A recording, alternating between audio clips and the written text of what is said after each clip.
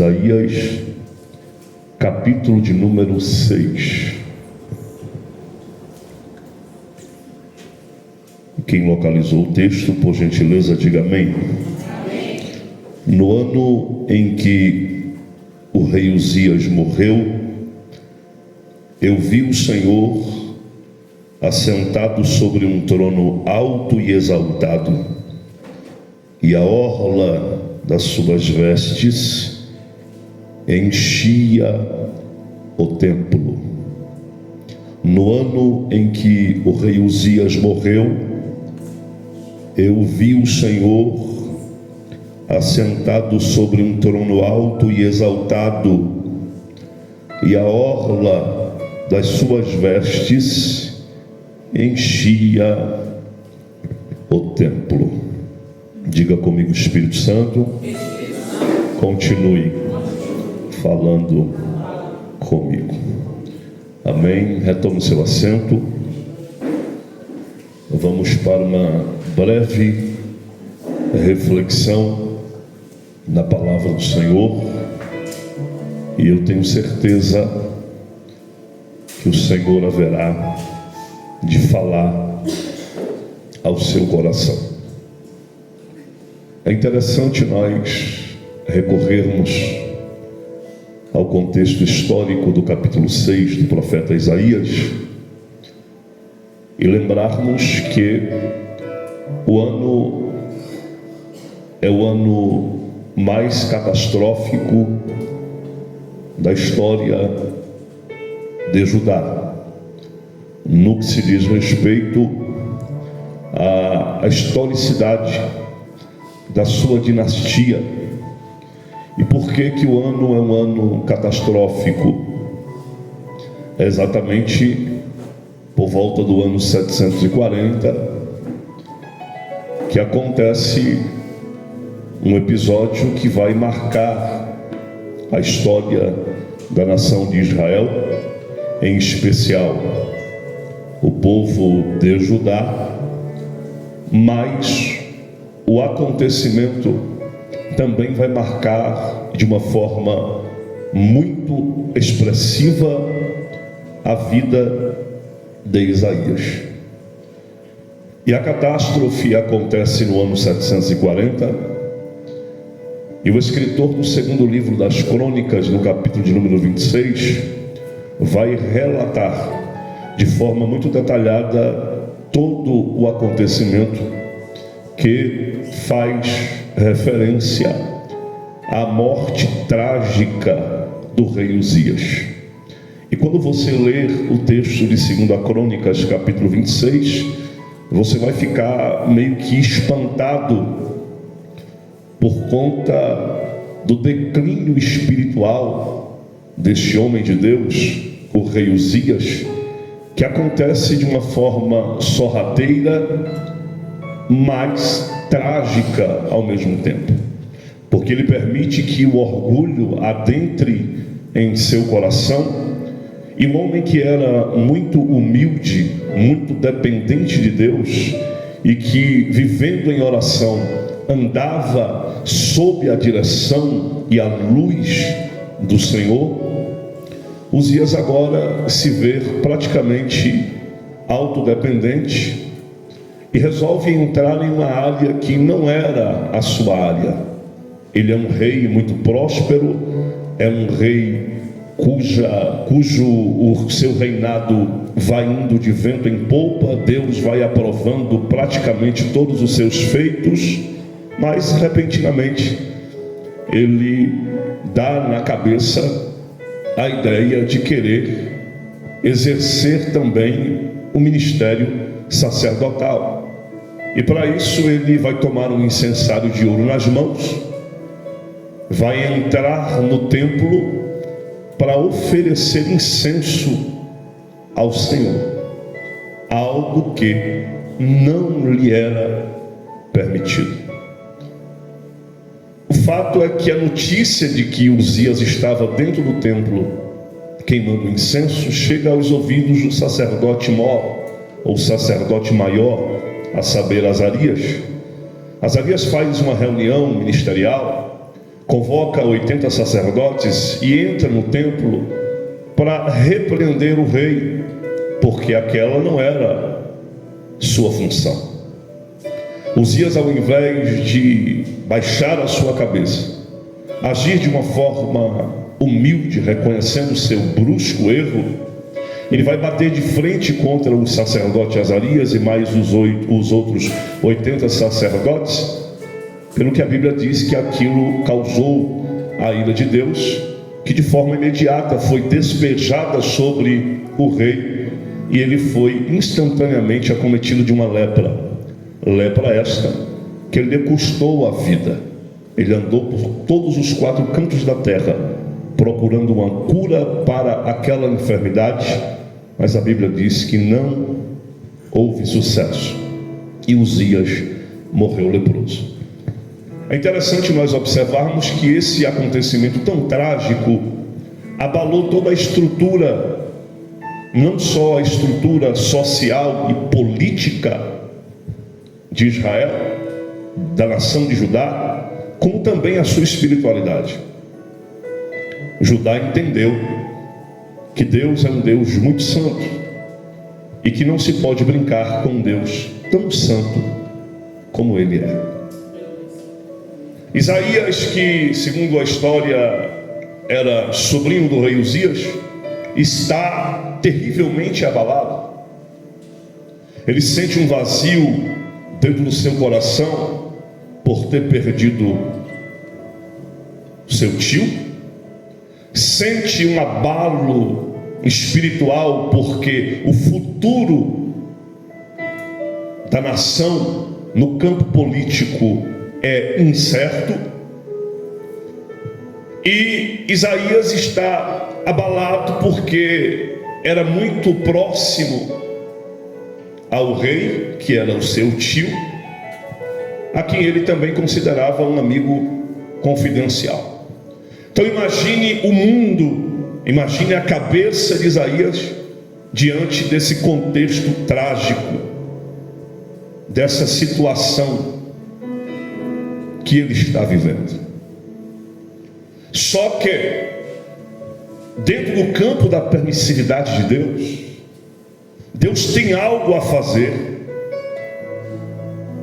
na nação de Judá, mas em especial na vida de Isaías, que ele não faria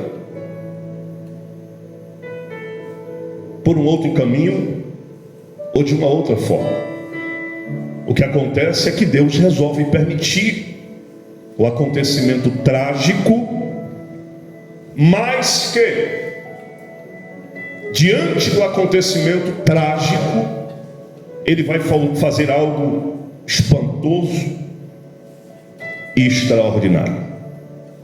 Isaías olha para o seu coração e sente a lacuna da ausência não só do seu tio, mas de um grande rei, como também de um grande amigo. Isaías olha para a casa palacial, o trono real está vazio. Isaías olha para o futuro e vê a incerteza política da dinastia de Judá. Mas é quando Deus lhe convoca a olhar para uma outra direção. Se ele olha para a terra, ele vê o caos. Olhando para a terra, ele vê a incerteza. Olhando para a terra, ele vê o luto.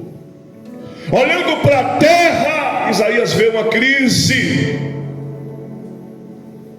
E quando ele está nesse contexto dificultoso, embaraçoso por demais, Deus resolve entrar em cena. Porque é assim que Deus faz. Vou repetir. Quando tudo parece incerto, quando tudo parece perdido, Deus resolve entrar em cena, porque é assim que Ele faz. Deus vai fazer algo grandioso. espantoso.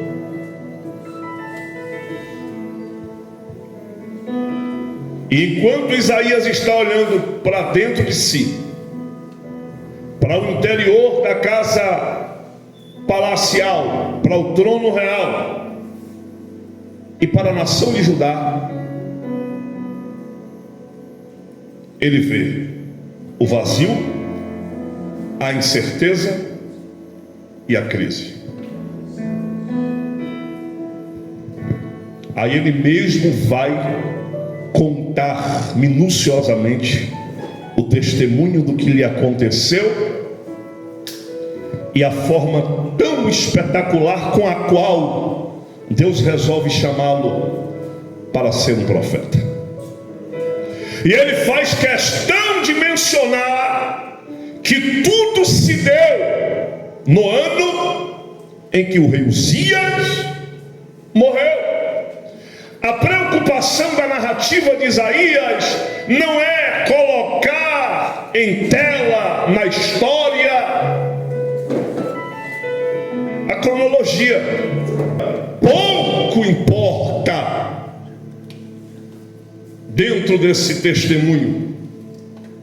O que Isaías quer deixar claro é que são nos momentos mais sombrios da vida, nas horas mais incertas, nos momentos mais dificultosos que eu e você possamos estar passando, que há um Deus que não perde o controle de nada, de um Deus que tem a regência e o comando de todas as coisas.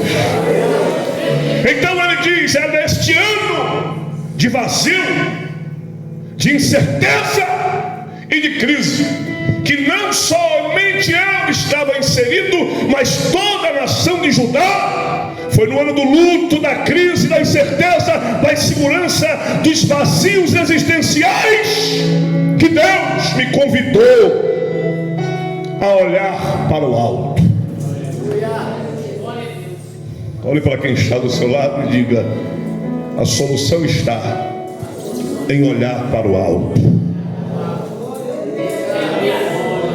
Quando Deus lhe convoca a olhar para o alto, e Isaías o faz, ele diz: quando eu olhei para o alto, estou sentindo Deus aqui, eu vi ao Senhor assentado sobre um alto e sublime trono.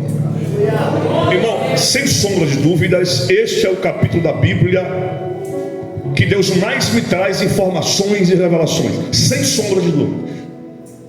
Eu penso que com a graça de Deus eu pregaria pelo resto da minha vida só Isaías capítulo 6. Então preste atenção.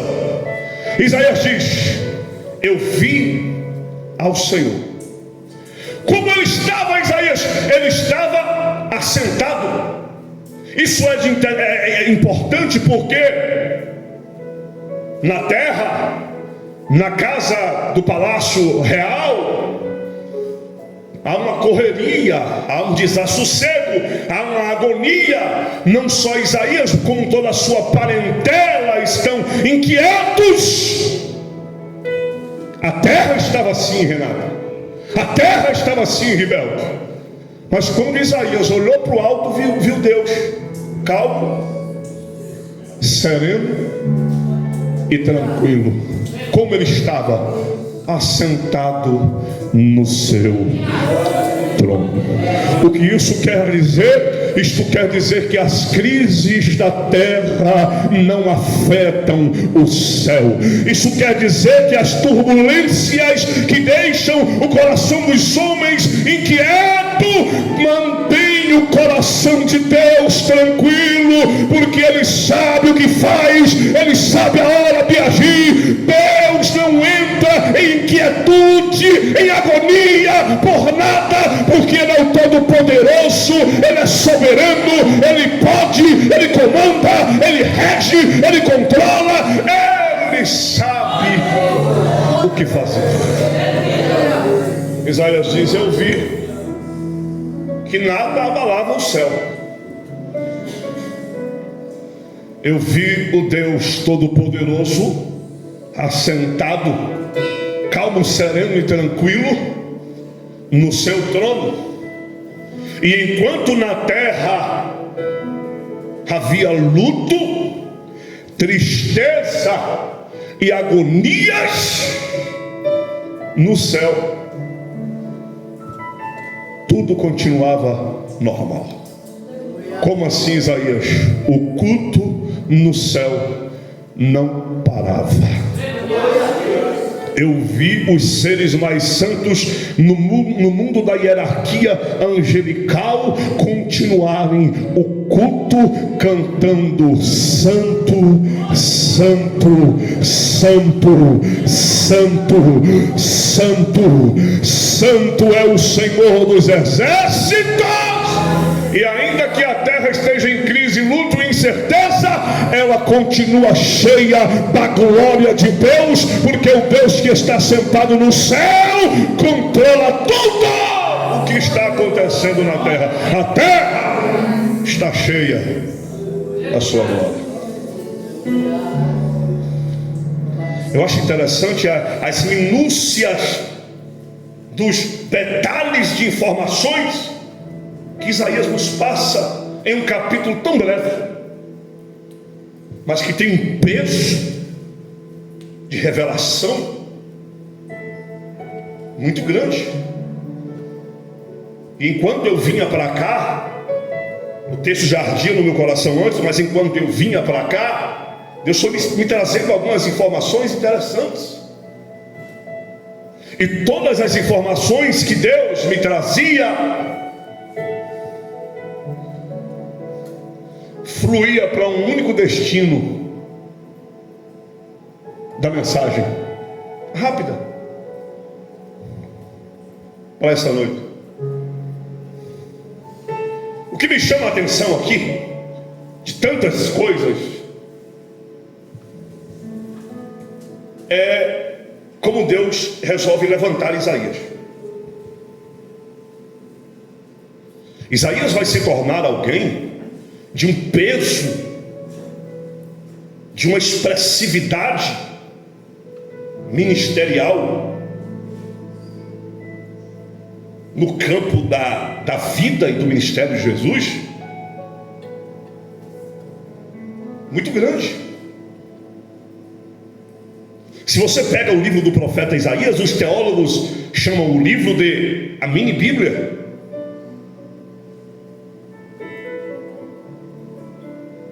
Os 39 primeiros capítulos de Isaías geralmente vai falar de sentença, de castigo, de leis, mas os últimos 27 capítulos vai falar de restauração, de libertação, de salvação, de graça, de favor imerecido, de surpresa de Deus. Exatamente o que acontece no cânon. Os 66 livros da Bíblia, 39 compondo o Antigo Testamento, 27 compondo o Novo Testamento, e é exatamente isso que nos traz, as informações que nos traz as Escrituras Sagradas. Isaías é honrado por Deus, recebendo a nomenclatura de o profeta messiânico, ou o profeta evangélico. Ninguém menciona no campo das profecias bíblicas tantas predições a respeito do Cristo como ele o faz. Mas para que tudo isso acontecesse, para que ele se tornasse alguém tão usado por Deus de maneira tão esplêndida, tão gloriosa, Deus vai precisar e precisou marcar a vida de Isaías.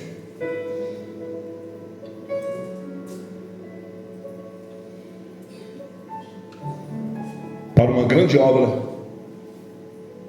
é necessário um grande encontro. Eu vou repetir porque você não entendeu.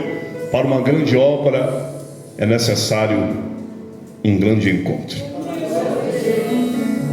Isaías vai se tornar alguém que não é um colecionador de testemunhos alheios.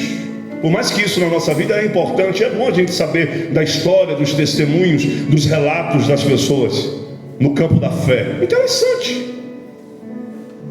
Mas Isaías é alguém que vai ter o seu próprio testemunho para contar. Porque ele é alguém que não foi chamado por Deus aleatoriamente, por um sistema regido por homens. Não! Isaías vai ser chamado direta e exclusivamente pelo próprio Deus. Mas antes disso acontecer, antes de Deus erguê-lo e levantá-lo com uma unção e uma graça e revelações surpreendentes, metafísicas e gloriosas, Isaías vai ter um encontro com Deus. Não basta nós termos conhecimento teológico, canudos diplomáticos, informações e informações, conhecimentos e conhecimentos. O que vai fazer de nós pessoas usadas poderosamente por Deus são as nossas experiências, são os nossos encontros com Ele. O que vai fazer de nós pessoas poderosamente usadas por Deus são as nossas experiências e os nossos encontros com Deus.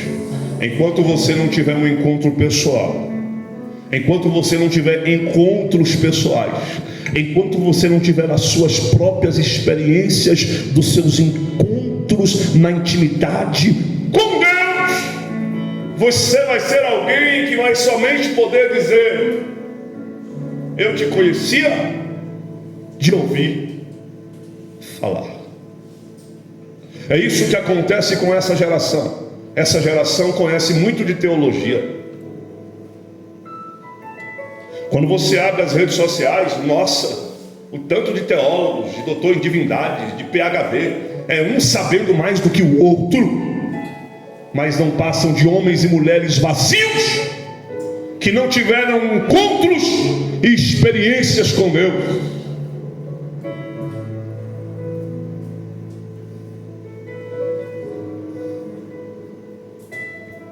Isaías tem um encontro com Deus tão tremendo que o torna o profeta messiânico.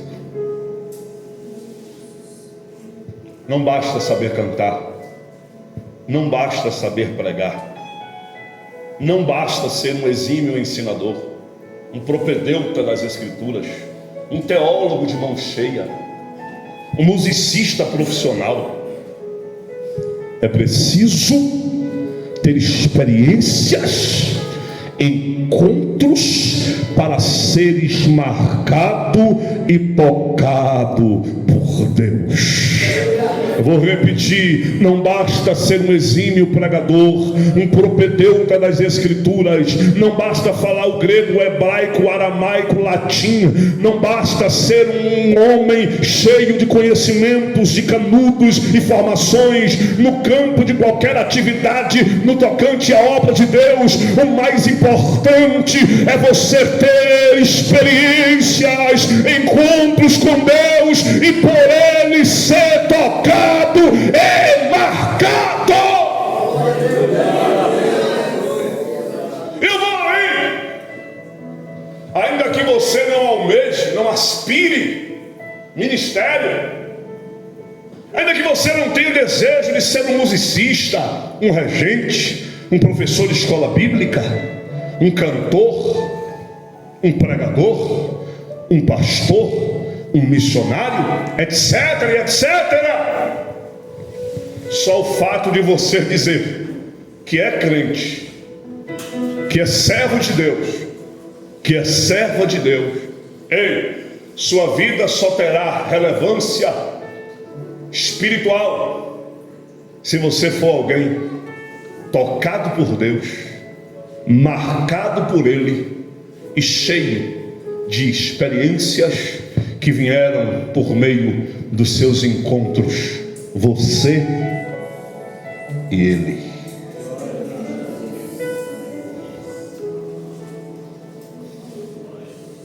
Isaías diz: foi nesse ano catastrófico, nesse ano de crises agudas, pertinentes, violentas, que eu tive um encontro com Deus dos céus. Eu o vi assentado sobre um alto e sublime trono. A orla dos seus vestidos enchia o templo. Os serafins estavam acima dele. Cada um tinha 6 asas. Com 2 cobria o rosto, com 2 cobriam os pés, com 2 eles voavam e cantavam um coro uníssono e angélico: Santo, Santo, Santo é o Senhor dos exércitos, a terra inteira está cheia da sua glória. Isaías disse: quando eu ouvi esse coro uníssono e angelical sendo verbalizado pelos serafins, eu vi que os umbrais das portas moveram-se com a voz daqueles que clamavam. Quando eu olhei para o interior do templo, uma nuvem espessa de fumaça enchia a casa. Quando eu vi aquilo, eu fiquei trêmulo, apavorado, apavorido. Eu não sabia o que fazer, e eu disse: ai de mim, que vou perecendo. Eu sou um homem de lábios impuros, habito no meio de um povo de impuros lábios, mas os meus olhos estão contemplando o Senhor, o Rei dos exércitos. Quando eu estava neste estado de metafísica espiritual, quando eu estava extremamente abalado, reconhecendo o meu estado mísero de pecado, um dos serafins veio voando na minha direção. Quando eu olhei para uma de suas mãos, ele trazia uma brasa viva que havia tirado do altar como tenaz, e veio na minha direção e tocou os meus lábios. Quando a brasa viva do altar tocou meus lábios, o serafim me trouxe uma informação que mudou minha vida. Ele disse: Isaías, isso tocou os teus lábios, tua iniquidade foi tirada, os teus pecados foram perdoados. No mesmo instante, ecoou-se uma voz, como o som de muitas águas, que circulava não só no templo, mas dentro do meu coração. E a voz dizia: quem enviarei? Quem há de ir por nós? Eu não tive outra alternativa em me dispor. E eu disse: Senhor, eis-me aqui, envia-me a mim. Eu falo para você nessa noite: olhe de uma maneira retrospectiva, faça uma conta dos anos que você diz que serve a Deus. Vá lá, rapidinho.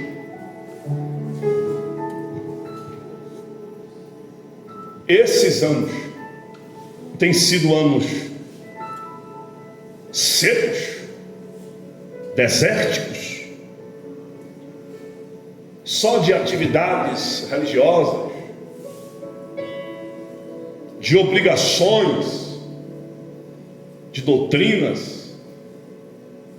Olhe para cá. Talvez muitas pessoas aqui não achem essa mensagem importante, relevante. Talvez alguns vieram por vir. Você veio, você irá, e nada vai mudar em sua vida.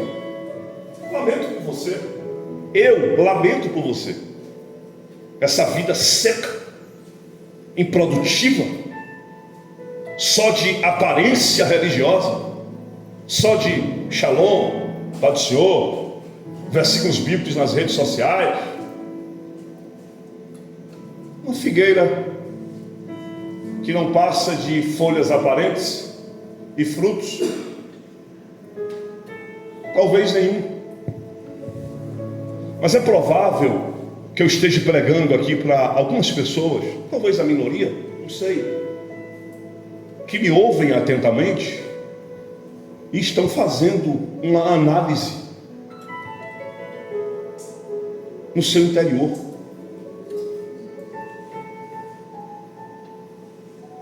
E refletindo, introspectivamente falando, você está dizendo: é verdade, Quanto tempo que eu sou crente? Quanto tempo que eu carrego a Bíblia debaixo do braço? Quanto tempo que eu esquento o banco de uma igreja? Mas, cadê os meus encontros?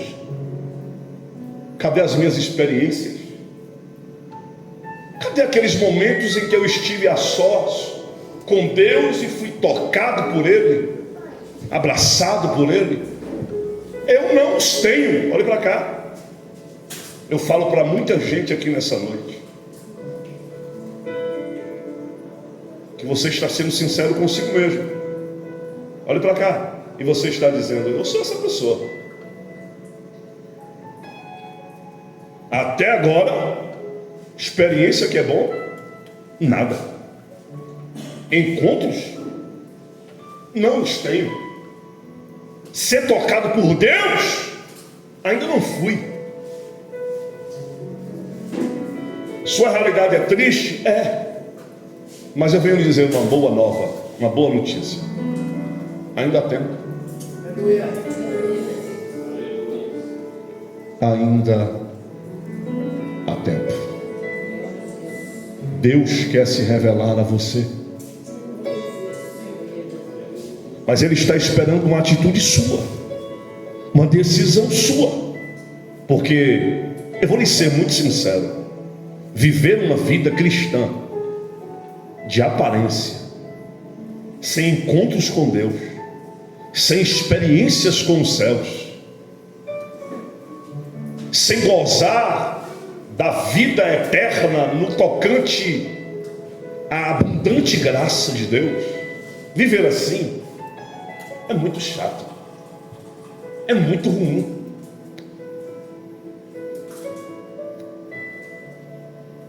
Não faz sentido.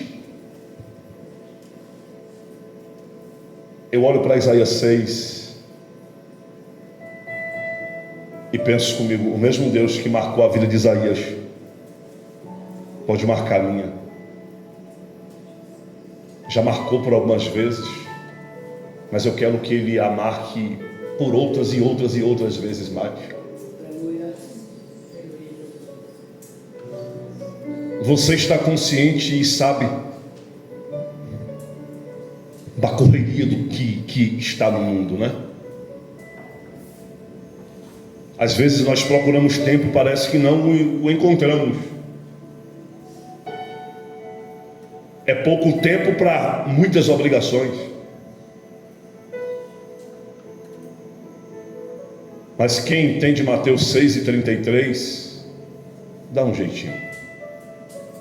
Jesus vai sempre estar dizendo: buscai em primeiro lugar o reino de Deus e a sua justiça, e as demais coisas lhes serão acrescentadas. Enquanto você não for tocado por Deus, enquanto nós não formos tocados por Deus, não teremos condições alguma de dizermos para Ele: eis-me aqui, Senhor, envia-me a mim.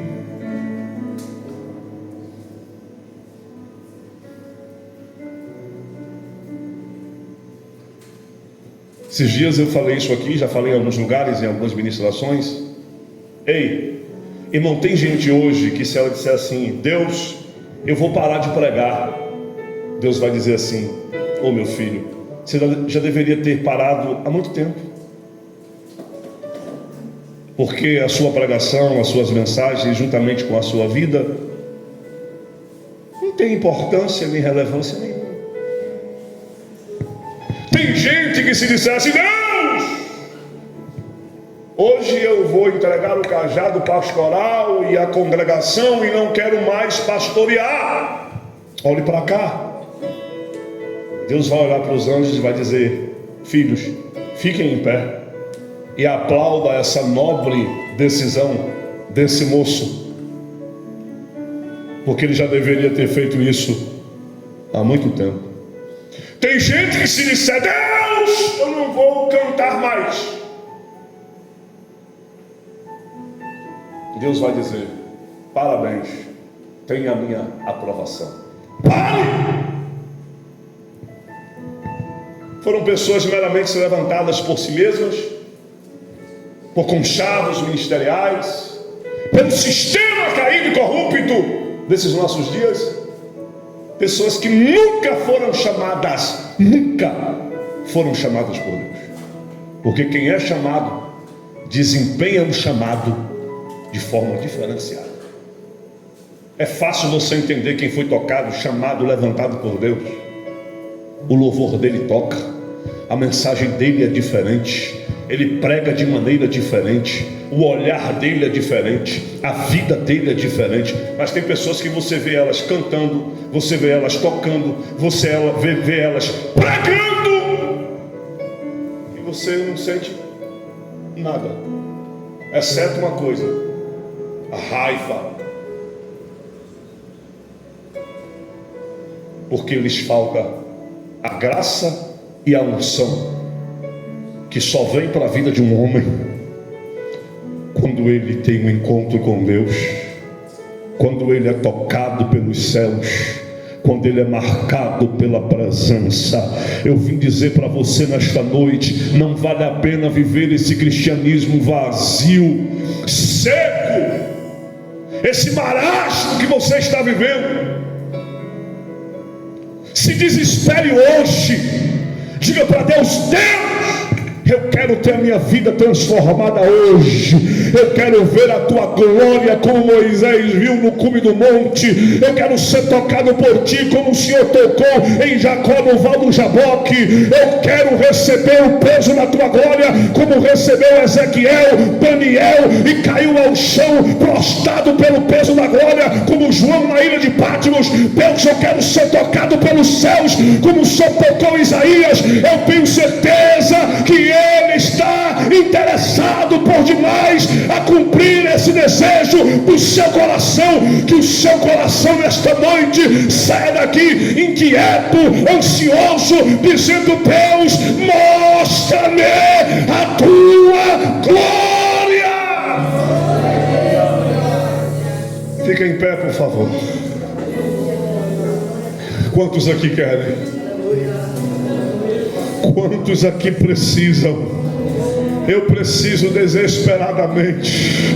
Eu preciso desesperadamente. Eu não me acostumo com a minha vida espiritual. Eu não me acostumo com a minha vida devocional. Eu quero mais. E o Deus que tem muito mais está dizendo: filho, eu vou marcar a sua vida. Não é só no intuito de você pregar, de você cantar, de você tocar. Não! Isso aí vai ser consequência de alguém que Deus chamou. É porque Deus não quer que você seja esse crente frio, alavonte, religioso, a esse parasita da fé, a esse alguém que só tem aparência de que vive, mas está morto há muito tempo. Feche os seus olhos, por gentileza.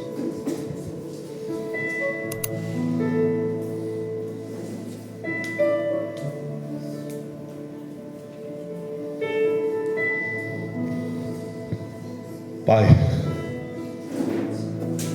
ó meu Pai, a tua palavra foi pregada. O profeta Isaías disse que ela é como a chuva. Nunca uma chuva cairá dos céus sem propósito, sem objetivo. A palavra diz que ela cai, molha a terra e faz a terra produzir. Não foram as minhas palavras que foram verbalizadas aqui, foram as tuas. E Jeremias disse que o Senhor vela para cumpri-las. O Senhor vela para cumpri-las. Esse coração aqui, Senhor, está sedento. E eu creio que tem outros corações aqui também sedentos, para que essa palavra se materialize, para que ela fecunde, para que ela prospere no solo desses nossos duros corações. Quebranta-os nesta noite, fazendo com que a terra de nossos corações se torne em terras férteis, úmidas, pelo quebrantamento, pela sinceridade, pela nossa humildade. E quando a tua palavra cai nesse solo fértil, ela produz de maneira espetacular. Cumpre a tua palavra em nós, cumpre a tua vontade em nós, faz em nós o teu querer, em nome de Jesus. Diga amém. Diga que assim seja. Amém.